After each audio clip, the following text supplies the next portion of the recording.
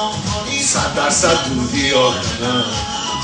شیشه زانتیا رو میگه خلافکاری 100% دودی، 3 بار اعدام میگیری، باید بری دیوان عالی ساری مثل حسین بگی تا رضایت بدن. شیشه دودی زانتیا یعنی که بگاه دادی.